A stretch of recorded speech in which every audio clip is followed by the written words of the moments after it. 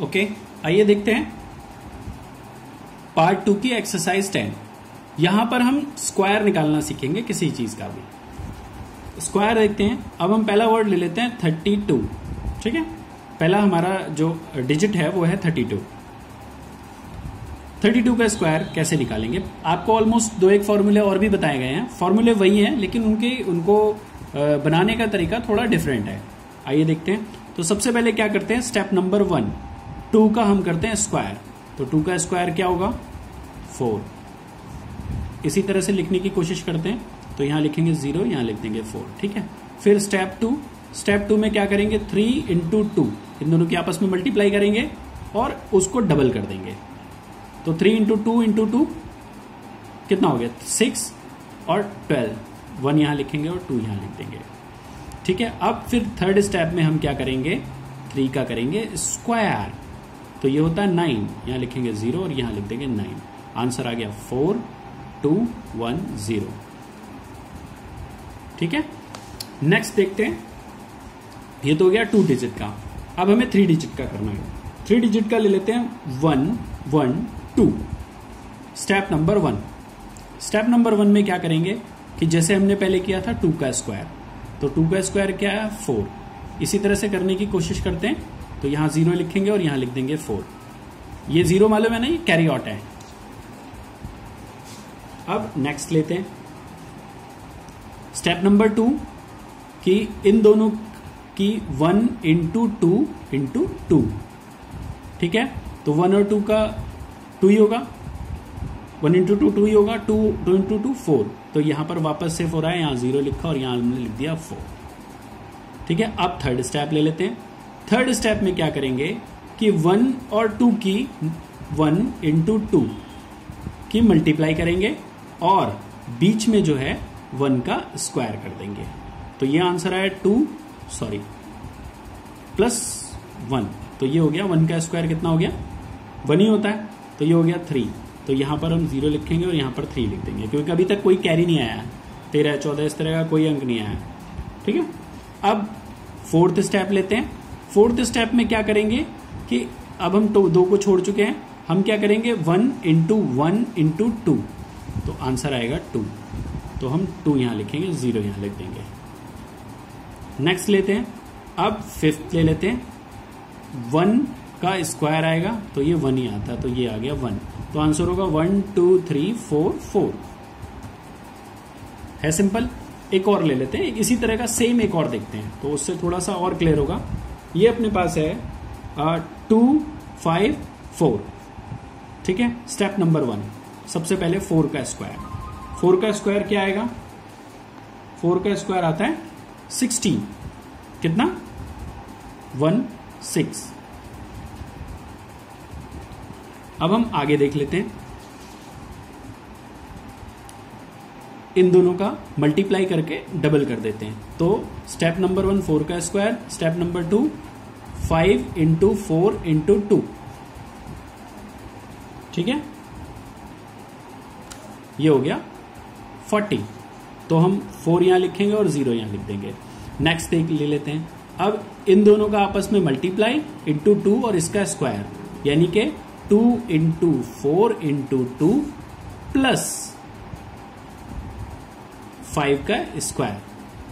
तो ये टोटल कितना होगा? एक बार देखेंगे। 2 × 4 8 और ये हो गया 16 प्लस 25। तो ये क्या हो गया? 5 और 6 1, ये हो गया 41। तो 4 यहां लिखेंगे, 1 यहां लिख देंगे। नेक्स्ट देख लेते हैं। अब हम क्या करते हैं, अब इन दोनों का करते हैं। तो 2 × 5 × 2। तो क्या हुआ? 10, 20। तो 2 यहां लिखेंगे और 0 यहां लिख देंगे। एक और स्टेप बचा है अब हमारे पास 2 का स्क्वायर। तो 2 का स्क्वायर क्या होगा? 4।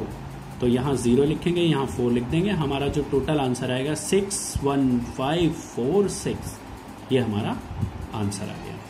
तो इस तरह से हम 3 डिजिट तक का भी निकाल सकते हैं। अभी हम देखते हैं कि 4 डिजिट का कैसे निकाला जाए। ठीक है,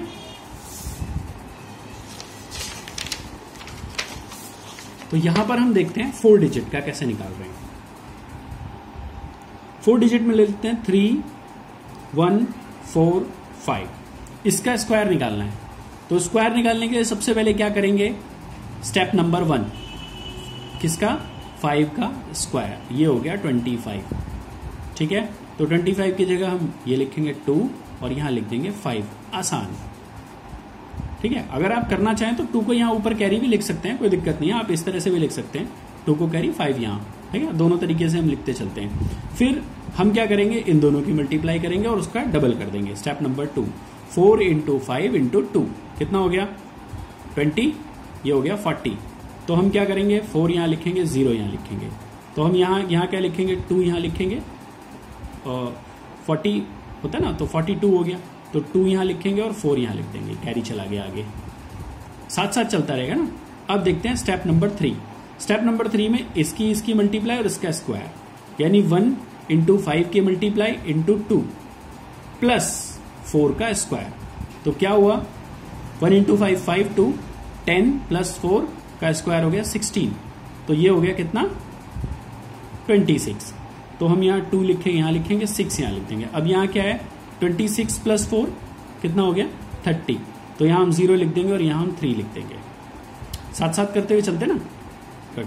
अब स्टेप नंबर 4 ले लेते हैं। स्टेप नंबर 4 में इसकी मल्टीप्लाई आपस में और इन दोनों की मल्टीप्लाई इंटू 2। तो 3 into 5 into 2 plus 1 into 4 into 2।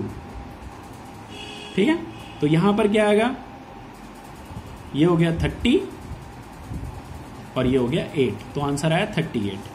तो हम 38 प्लस 3 41 होता है, तो 1 यहां लिख सकते हैं और 4 यहां लिख सकते हैं। दूसरा तरीका ये है कि हम 38 को सीधे 3 यहां लिखते हैं और 8 यहां लिखते हैं। दोनों तरीकों से हम करते हुए साइमल्टेनियसली चल रहे हैं, यहां पर भी आंसर आएगा और यहां पर भी आंसर आएगा, आंसर दोनों का सेम आएगा।